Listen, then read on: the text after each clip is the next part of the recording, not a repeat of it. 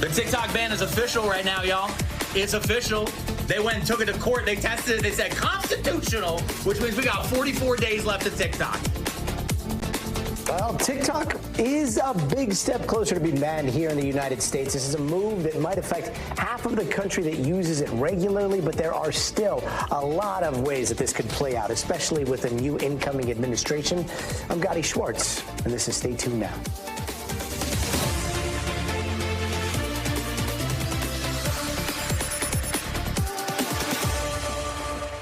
If TikTok's Chinese owners don't sell the app in the next 6 weeks, poof, consider it gone from the app stores, maybe even beyond.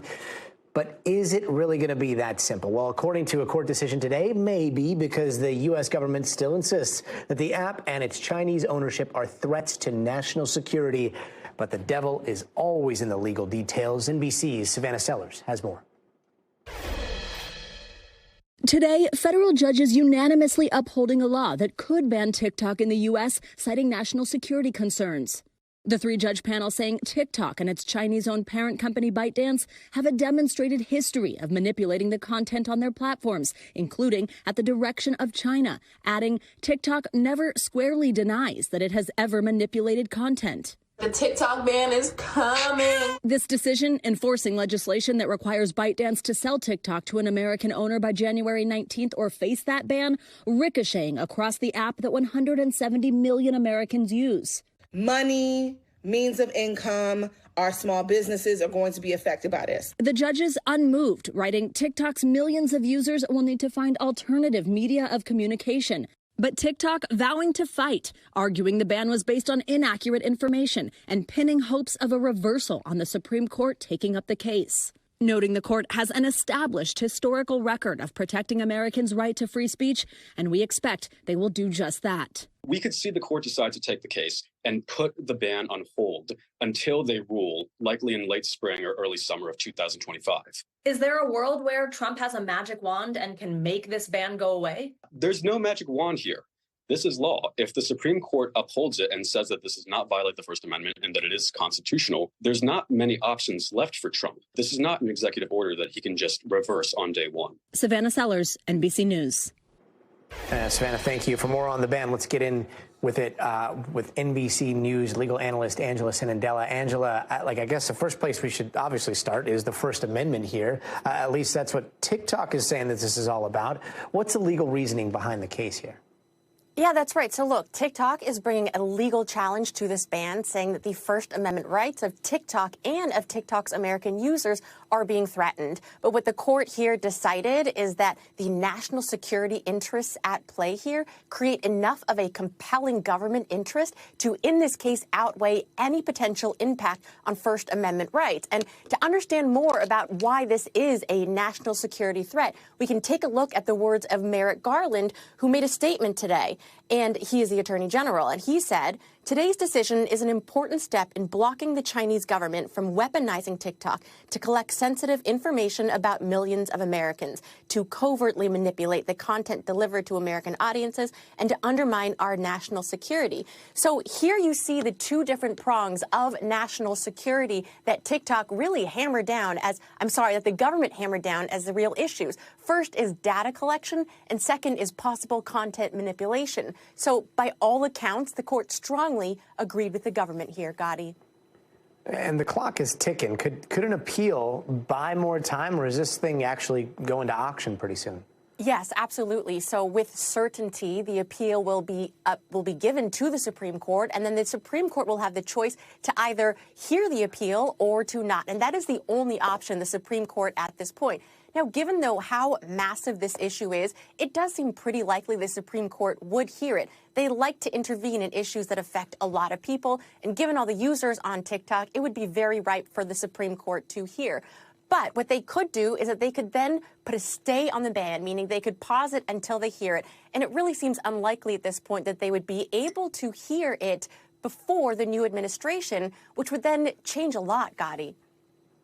And Trump has vowed to save the social media app. Do we know if he's talking about saving it under the current ownership? And is he going to have a say, considering the ban starts in January 19th, if it's not taken up by the Supreme Court? Okay, so there are many ways that he could possibly intervene, but the legal way that I see, if it gets to the Supreme Court and is heard during his administration, is if he and the executive branch were to put out a sort of statement that says that they do not believe TikTok is a national security threat. And this is very important because the appellate court focused on what the executive branch thinks. They said, we are deferring. We're not going to second guess what the executive branch considers to be a national security threat. And because Biden's team says this is a national security threat, we are basically going to agree with them. So if it comes time for the Supreme Court to hear this and Trump's team has decided it is not a threat, that would change the entire analysis, Gadi. And let's say TikTok is banned. What does that look like on a practical side? Oh, so that's a great question, right? Because we haven't really seen this before. But what it appears to be is that stores like Google and Apple would not be allowed to have users download TikTok or would be fined enormous amounts that would make it unreasonable. And also, internet service providers in this country wouldn't be able to provide service to those who were using the app. So it's not even that the app itself would just magically go away. It's that all of the access to it would be blocked by the government, Gadi. Okay, you want to play an outlandish question game? I do. Okay. Is there I mean, I'm only asking this because you're starting to see this administration pull in all of like the titans of industry, the titans of tech, and they're helping run the government here. So is there any possibility that TikTok could be, I don't know, seized by the U.S. government under eminent domain, or is that's way too out there? That is a great question. Unlikely. I mean, the way that this act is structured, it requires a sale, right? And given that there are buyers who have expressed interest, the most likely course of action would be that somebody would offer to buy it. So if there's an offer to buy, or if there's even any sort of traction towards a sale, then the deadline can be extended. Whether or not they would seize, though, under eminent domain would be just a level that might be too aggressive for the courts to consider to be acceptable. So there's a different level between declaring eminent domain and then also of just upholding a ban. And I really hesitate to say the Supreme Court would allow the government to take that further step. All right. That's why we love you. Always reeling us in when we need it. Angela Sinandela, thanks so much for indulging. Thanks, Gadi. And today, a big win for lawyers defending Daniel Penny, the veteran who was arrested after putting a subway rider in a deadly chokehold in New York. The judge throwing out a charge of manslaughter so far, but Penny is still facing a lesser charge of criminally negligent homicide. Now, witnesses say the subway rider, Jordan Neely, was irate and threatening other passengers on the subway. And after a confrontation, Penny put Neely in a chokehold on the floor of the subway. He was pronounced dead soon after. Prosecutors arguing Penny went too far, but the defense says Penny protected himself and other passengers. Let's bring in NBC News legal analyst Danny Savalos. Danny, it sounds like the jury was deadlocked on the manslaughter charge. Is that why this got tossed out? That is exactly why. The manslaughter was the greater charge, and the criminally negligent homicide is a lesser charge. And the jury was instructed that they could find criminally negligent homicide only if they acquitted on second-degree manslaughter, but they didn't acquit, they deadlocked. So strategically, what the people did, what the prosecution did was say, okay, we're going to voluntarily dismiss this greater charge, so at least we have a shot on the lesser included charge, which is the criminally negligent homicide. And the biggest difference between the two really is awareness of risk creation. So with manslaughter, the defendant is aware that he's creating this substantial and unjustifiable risk, whereas with criminally negligent homicide, they're creating a risk, but they may not be aware of it. It's the kind of risk that we on the outside can look at and say, hey, whether or not you knew what you were doing was wrong, it was negligent, or more specifically, it was reckless. And what does this tell us about the way the case might be going?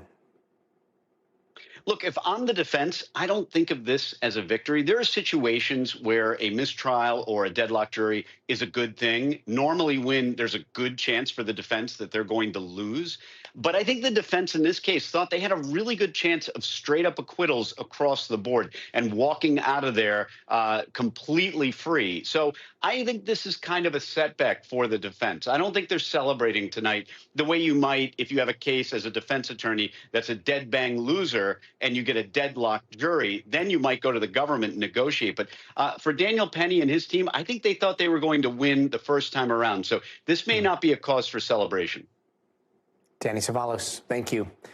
And some breaking news on that manhunt for an assassin in New York. Police now say they think the shooter who killed the health insurance CEO might have already escaped that city. And so much of the investigation tonight hinging not only on where he might be, but exactly when he left New York. Investigators seem now to think that he got out on a bus Wednesday morning, just hours after the shooting of UnitedHealthcare's Brian Thompson. Police also say their person of interest appears to have arrived in Manhattan 10 days before on a Greyhound bus from Atlanta. We also have reason to believe that the person in question has left New York City. So we want a wider audience to see the picture. We have video of him entering the Port Authority bus terminal. We don't have any video of him exiting, so we believe he may have gotten on a bus. Also breaking tonight, a backpack has been found in Central Park. Investigators spent the day using drones to search for what could be that crucial piece of evidence, the shooter's backpack, which, based on surveillance images, looks like the suspect either dropped or ditched somewhere between entering Central Park and exiting about 20 blocks north.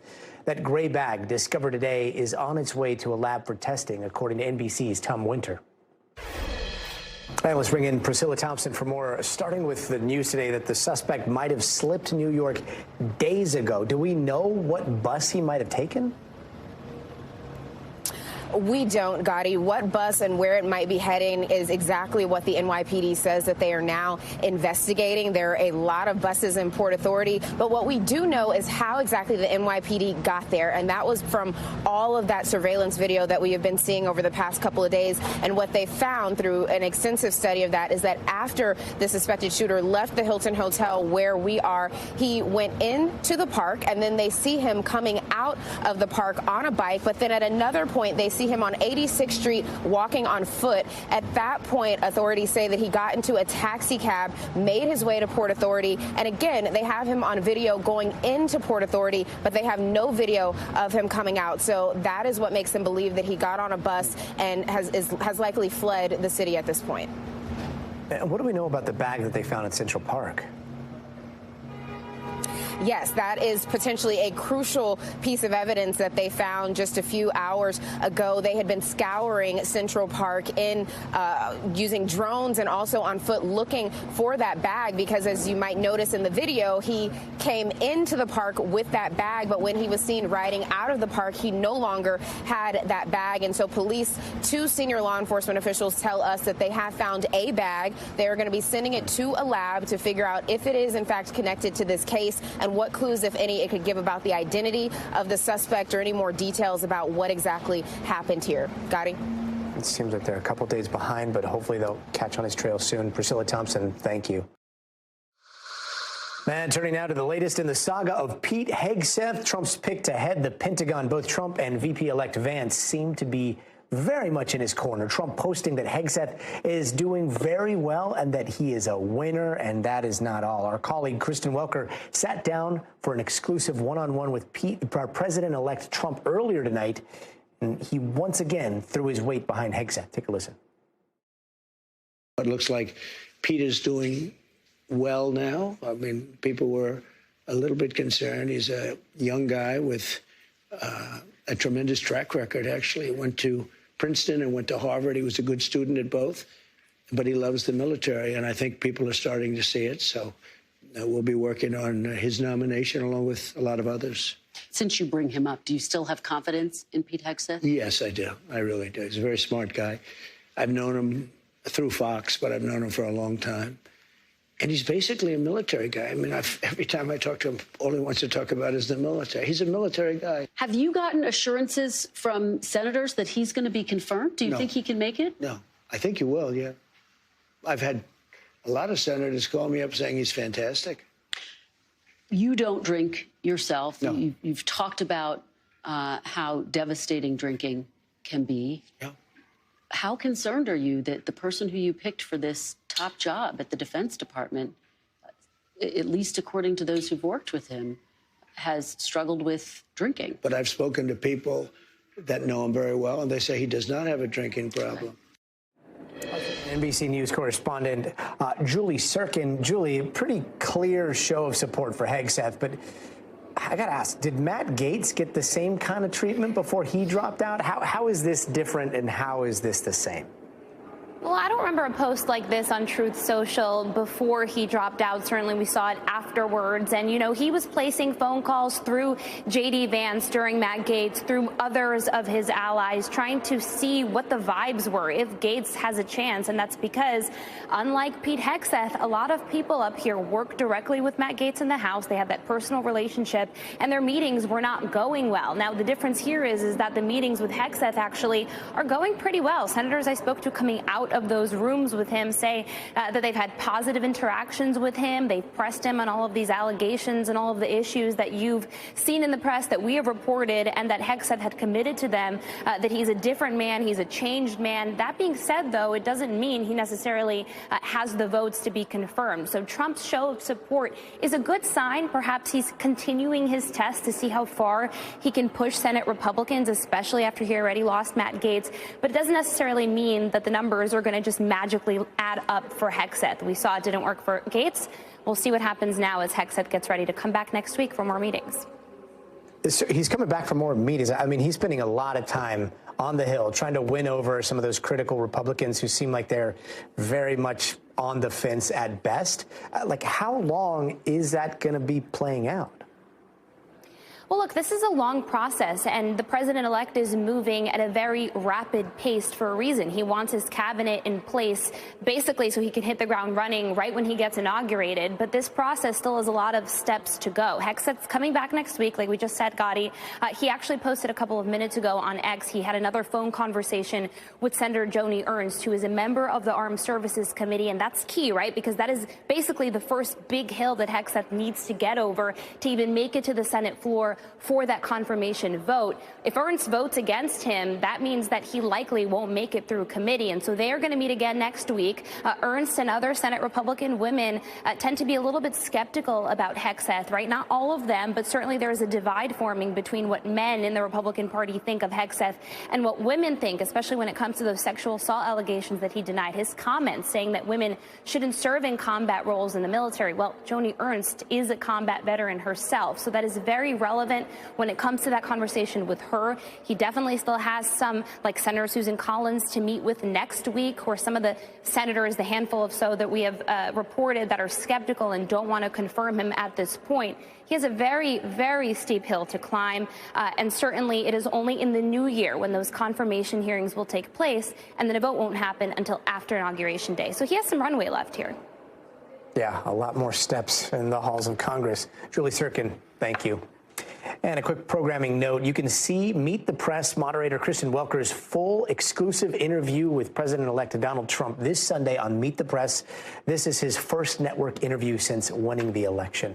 And this week started with President Biden issuing a sweeping pardon of his son Hunter, and now there is some new reporting that Biden and his team are thinking about more pardons, this time preemptive ones, to try and possibly protect people who President Trump might go after. NBC's Kelly O'Donnell has more on what we know. Good evening, Gadi. Pardons are often an important part of the final days of any administration, and that appears to be true for the Biden White House as well. Officials say that the president is considering steps he can take in a broad range of pardons. Sources we've been talking to say the president has been in conversations with his senior team about the possibility of a type of pardon that would give preemptive protection for key figures who might become vulnerable to investigations with big legal bills or potential prosecution or some kind of investigation in the next administration under President Donald Trump and the officials that he would have in his administration. Now, this is at an early stage. No decisions have been made. There is no consensus among the president's advisors with a proposal to present to him. But the conversations, they say, are happening. When you think about who could this involve, think of names like Senator-elect Adam Schiff of California, who has been often criticized by those in Trump world. Think about Liz Cheney, the former Republican congresswoman who worked on the January 6th committee and vowed to stop Donald Trump from coming back to power.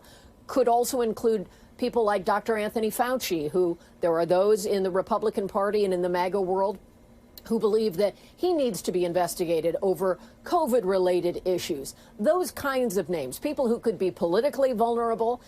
And at the same time, it is unclear if a preemptive pardon is something President Biden would do. Officials are saying that he is actively looking at the more traditional type pardons for criminal justice situations. And he's getting a lot of outside encouragement to do that, to provide clemency for people who have been convicted of offenses, paid their dues to society, and might be able to benefit from some kind of clemency. And that would be things like nonviolent offenses, drug offenses, and so forth. So different kinds of pardons are on the table, and there's only a period of just over 40 days left for President Biden to make these decisions. And so the conversations are active, but there is more still to come. Gadi? In Akron, Ohio, this is an image from new Bodycam footage. It's showing more of what happened during a deadly police shooting of a high schooler on Thanksgiving. Now, here's more of the Bodycam footage from the moment officers approached 15-year-old Jasmine Tucker, and a warning. Part of what we're about to show you is tough to watch. Stop moving! Stop moving! Put your hands out to your side! Stop moving! Stop moving! And joining us now is NBC News correspondent Shaquille Brewster. So, Shaq, walk us through what we saw and what happened before the camera started rolling. And again, we stopped it before the shots went out and he was killed. But take us through the whole thing. Yeah, Gadi, there's still, frankly, a lot of questions about this entire shooting. We heard from the mayor and the police chief earlier today, and they're saying that they're hoping they learn a lot more as the state conducts its own independent investigation. What we know at this point is that this happened on Thanksgiving night around 11 p.m. The police say that two officers were essentially in their patrol vehicle doing paperwork, finishing up a report from an unrelated complaint, and that's when they heard gunshots outside of the patrol vehicle. They say the officers exited. They tried to investigate where those came from, and they say that's when they encountered this 15-year-old who they later found had a loaded weapon. But in the body camera video and dash cam video, it's about 4 different videos that were released yesterday.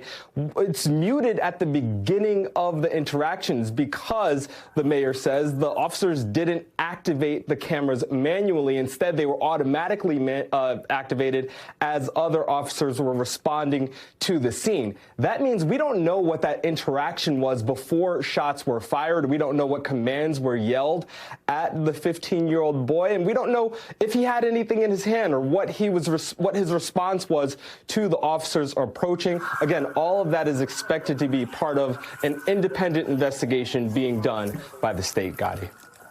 And we also heard from Tucker's family this morning. What did they say?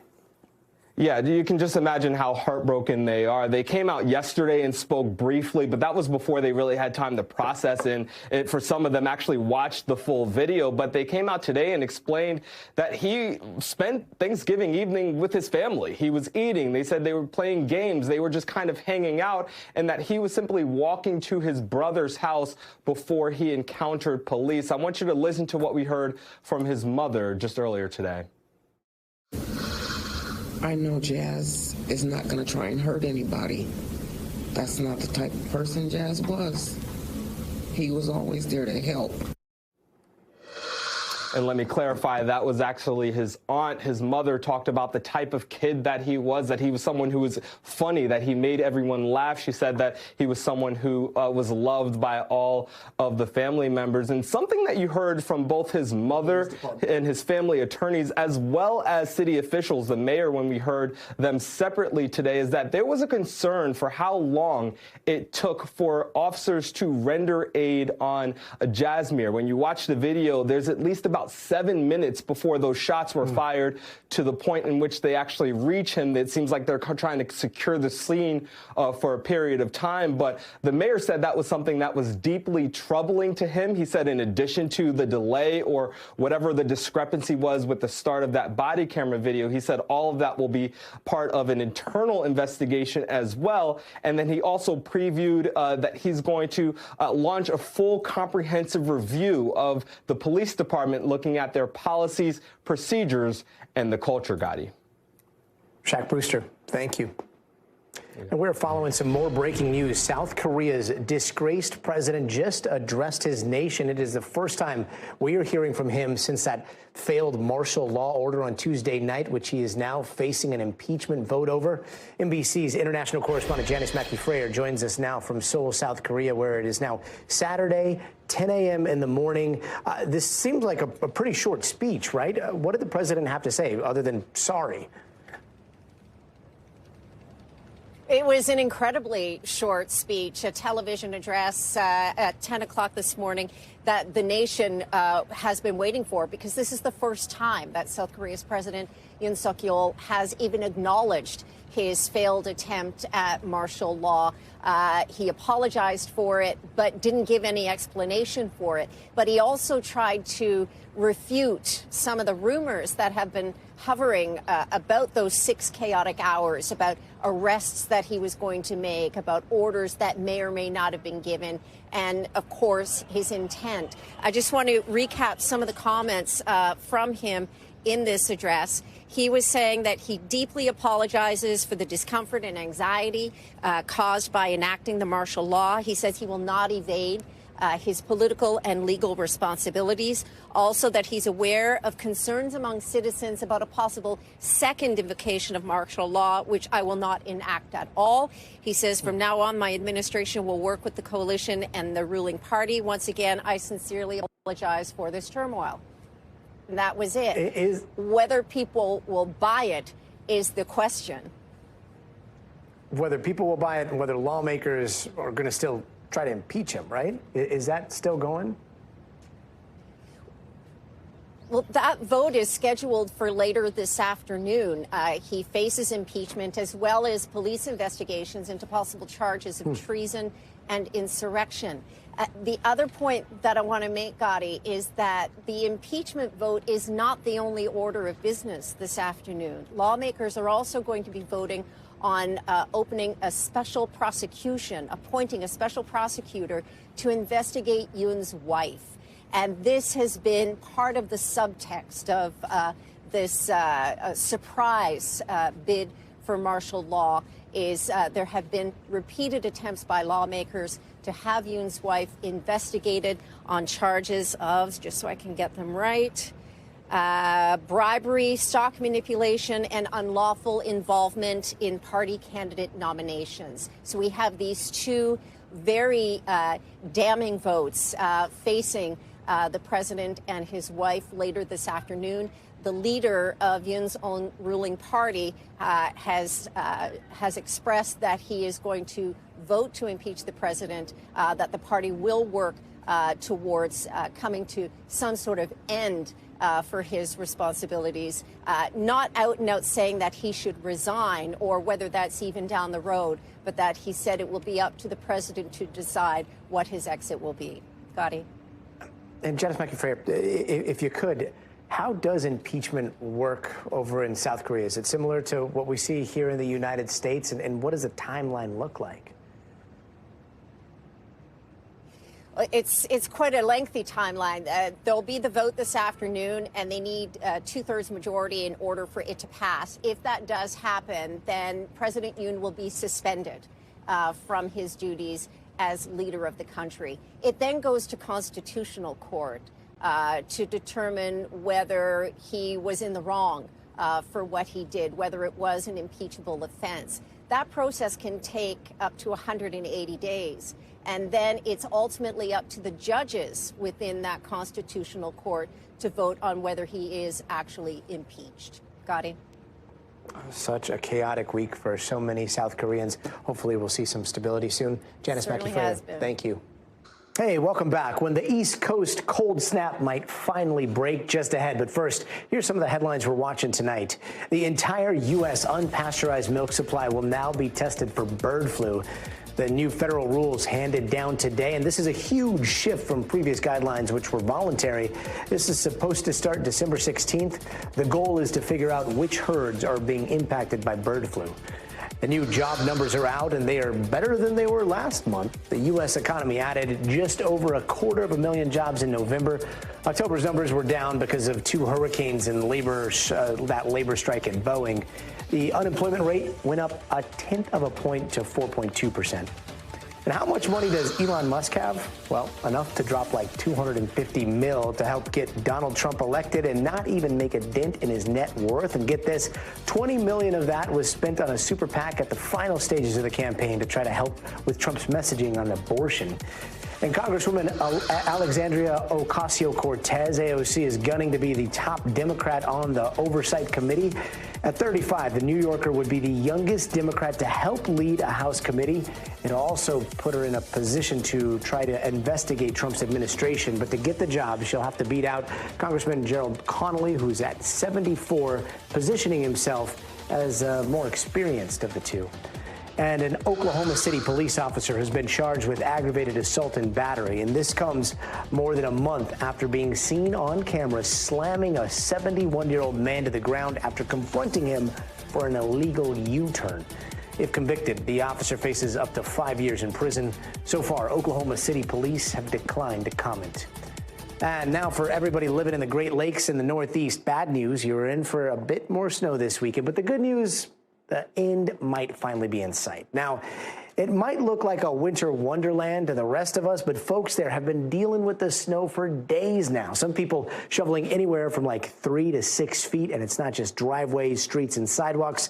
They're worried about rooftops, too. NBC's Aaron McLaughlin has more.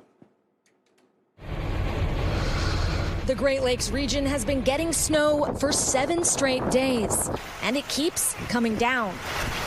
More than 5 feet crippled the town of Girard, Pennsylvania, bringing basic services to a halt. This is the first day Funk and Junk shop owner Gretchen Cash has been physically able to open her doors during this critical holiday shopping period. Is this storm the Grinch that stole Christmas for your store?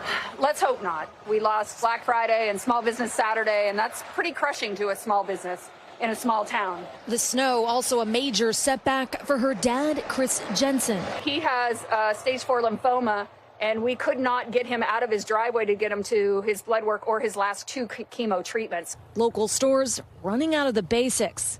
Milk, eggs, all the essentials. People are getting mad. There's nothing we can do about it. The trucks can't get here.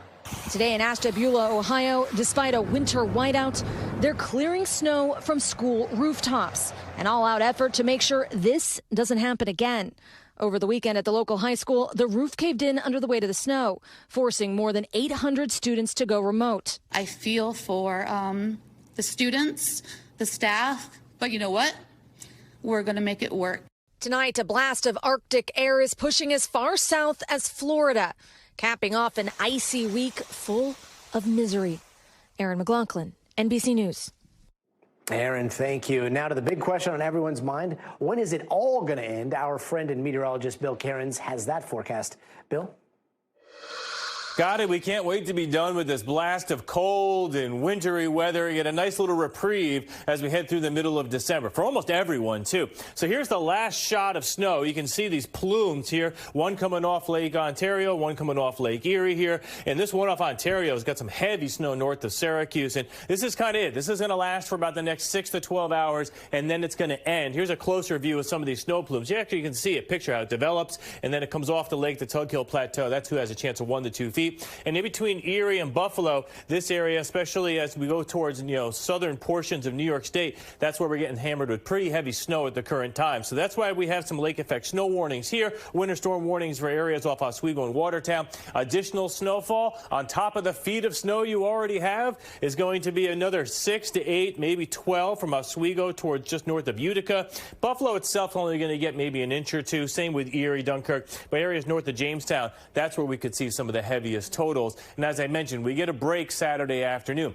And it's chilly. I mean, it feels chilly all the way down to the Gulf Coast. We're in the wind chills in the 30s all the way down into Alabama. It's going to be a very cold night. Have you seen the stories out of Asheville after the hurricane recovery? Some people still in tents and trailers. 23 degrees is it's going to get even colder later on tonight. And so, one thing you will notice, is the warm-up has begun, though. Back through Texas, Dallas is 50. Look at North Platte, Nebraska at 56 degrees. Eventually, the warm air is going to replace all this cold air as we go through the weekend, but it's still going to be a very cold night. We got freeze warnings in effect for South Georgia and northern portions of Florida. This isn't all that unusual, but it's one of the coldest nights we've had so far. So if you have anything out there, any plants you need to bring inside, you need to do that. And here's the 6 a.m. wind chill forecast, and it's cold. Northern New England, especially all the way down through D.C. This will be the coldest air, and then by the afternoon it'll warm up. Notice we're not too bad in the middle of the country. So here's your weekend forecast. We don't have a lot of bad weather out there as far as storms. We will watch on Saturday the Northwest getting a storm system for the first time in a while, and rain is going to develop this weekend, especially in Texas, and then heading into Arkansas. Could get washed out in Louisiana and Mississippi come Sunday afternoon, but the cold exits the East Coast. Now, Gadi, I'll be happy not to talk about snow for the first time in a while. And I'm happy about that 70 degrees here in Southern California, Bill. Thank you. Coming up, gearing up for the celebration in Paris as the famous Notre Dame Cathedral reopens. We're going to take you inside. But first, you got to see this. The Berlin Zoo holding a little party of their own, a naming celebration for their twin panda cubs that were born just this summer. And their names are Meng Hao and Meng Tian, which means good dream and sweet dream, which makes sense considering those little fur balls look like little clouds. Visitors can see them starting in January alongside their mom, Meng Ming. We'll be right back. Hey, welcome back. Let's take a quick look around the world. In Australia, a massive fire at a Melbourne synagogue is being called an arson. The Prime Minister putting the blame on anti-Semitism. And witnesses headed to morning prayer say they saw two people wearing masks and spraying some sort of flammable liquid around. Several people were inside when that fire started, but only one person was hurt. And a Colombian drug lord was just released from a U.S. prison after serving 25 years. Fabio Ochoa Vasquez was part of the Medellin cocaine cartel back in the 70s and 80s. Now, he might look a little familiar if you've seen the Netflix show Narcos. The now 67-year-old was first indicted in the U.S. for an alleged role in the killing of a DEA informant back in 1986. And Great Britain's most decorated female Olympic equestrian has been banned from competing for a year over video of her whipping a horse. Now, the video is from 4 years ago and shows Charlotte Deschardins whipping a horse repeatedly during a training session. It's why she withdrew from the Olympic Games in Paris. And in a statement on social media, Deschardins says she fully respects the decision made by the sport's governing body. Over in Syria, the march of rebels we've been telling you about showing no signs of slowing down. Hama is officially under their control right now, and the ongoing offensives are a major blow to President Bashar al-Assad and his Russian and Iranian allies. NBC chief foreign correspondent Richard Engel is in the region tonight with more. Syrian rebels are making lightning advances tonight, and they say their goal is to reach the capital, Damascus, to topple President Bashar al-Assad's brutal regime. Today, our crew in Syria filmed rebels celebrating the capture, they call it liberation, of the city of Hama, where they tore down the statue of Bashar al-Assad's father, the previous dictator. This just days after taking Aleppo, the country's second largest city. The rebels are led by an Islamist group called HTS, once tied to al-Qaeda. That's labeled a terrorist organization by the U.S., but it claims to have become more moderate and is fighting alongside other factions. Syria has been in a civil war for a decade, and Assad's regime had been winning thanks to three reliable backers: Hezbollah, Iran, and Russia. But Israel decimated Hezbollah, Iran's main armed force in the region, and Russia is in the midst of an offensive in Ukraine. Syria became an afterthought, and the rebels are exploiting it. So far, Syrian troops have been fleeing without putting up much of a fight. Here in Doha, Russia's foreign minister is meeting with Iranian and Turkish officials to discuss the crisis, and Russia is urging its citizens to leave Syria. Incredible reporting, Richard Engel. Thank you. Over in Paris, there is a celebration this weekend with An absolute political storm brewing in the background. Notre Dame Cathedral will open its doors to the public for the first time since that devastating 2019 fire. And this comes as calls grow for French President Emmanuel Macron to step down following the government collapse that we saw there this week. NBC's Kelly Kobiella tells us more. In the heart of Paris, the cathedral people here call the soul of France is ready for its grand debut.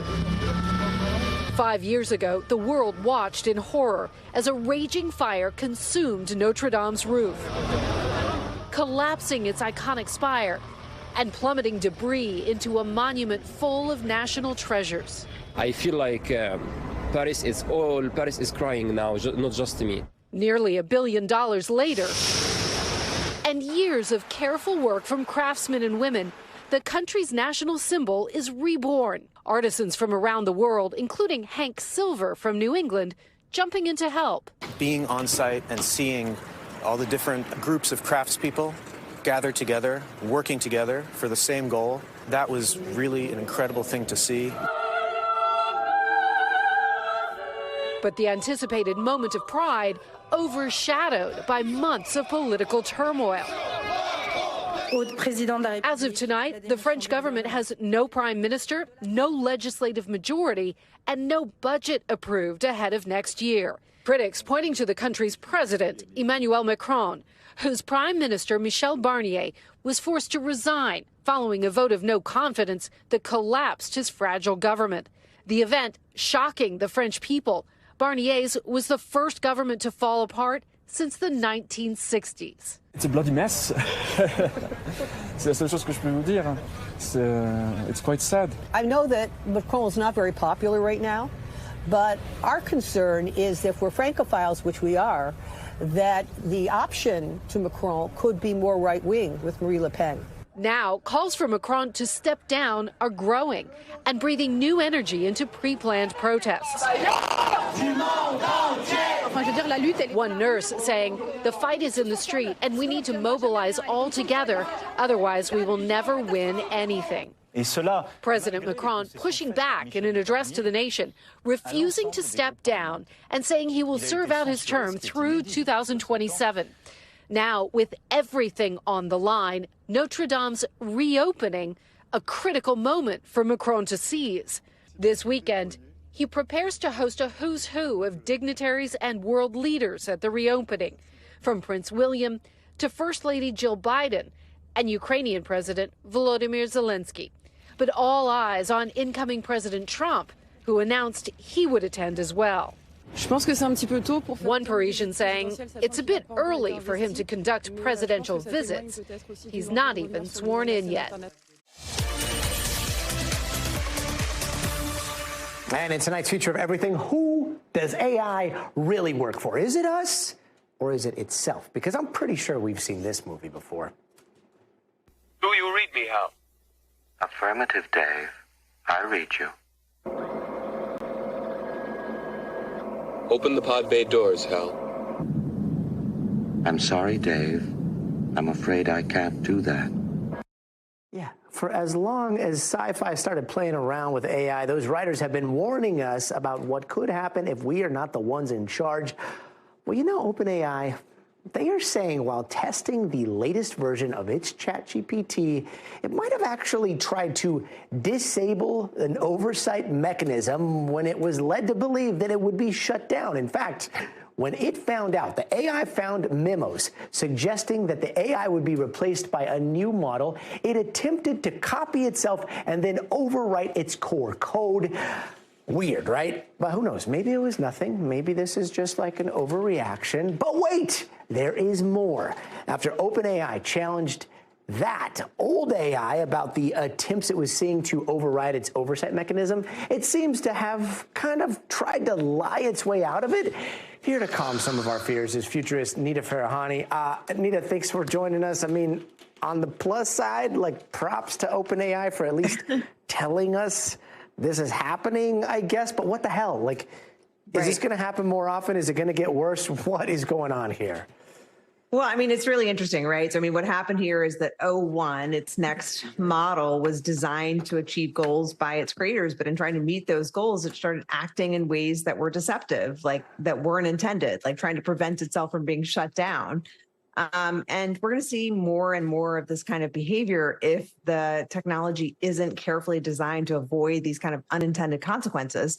And this kind of deception or manipulation of human thinking will happen as sort of off-target effects, right? If you tell it, preserve the environment at all costs, it will do things that might be contrary to human interest in trying to achieve that. So I think we're going to see it more and more if we don't see a lot more advanced testing and a lot more metrics in place to try to safeguard against human deception and human manipulation. I mean, I'm so terrified by what you just said. Preserve the environment at all costs. It's like, I know, delete humans. Right. One of the so-called godfathers of AI, I saw he recently said that the entire world, there is no meaningful protections right now against artificial intelligence. Like, we are seeing the tech giants literally being brought into the government here. Are they the ones that are going to build the protections now? Yeah, I mean, it's hard, right? You have the AI giants coming in and saying, look, like, we're the only one to understand it. And legislators aren't in the position to try to govern it. And at the same time, you have this race that's happening between different countries to try to take the leadership role. And they have their national security at interest.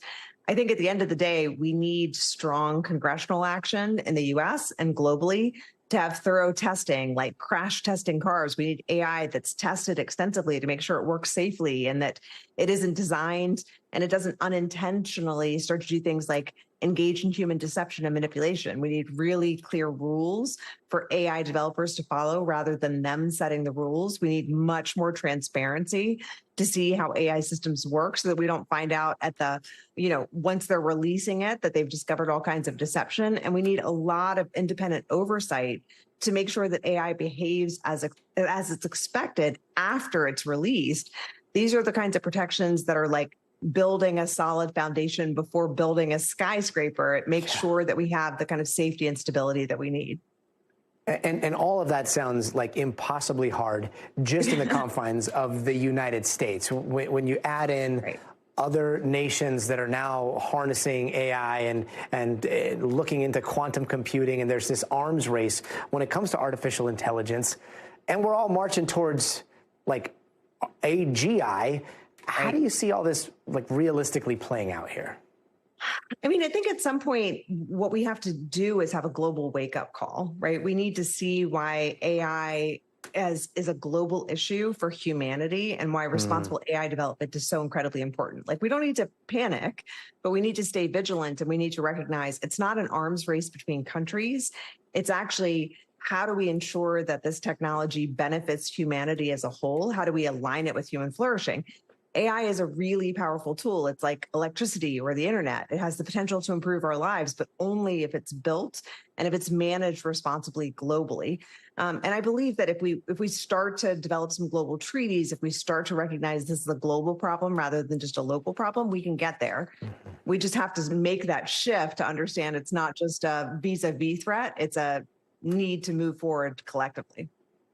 Yeah, the problem is, I guess, noticing the signs before an actual catastrophe happens, and hopefully people are paying attention. Nita Farahani, I hope so. Thanks so much for joining us. That does it for us tonight. I'm Gadi Schwartz. We'll see you next week, but until then, stay tuned now.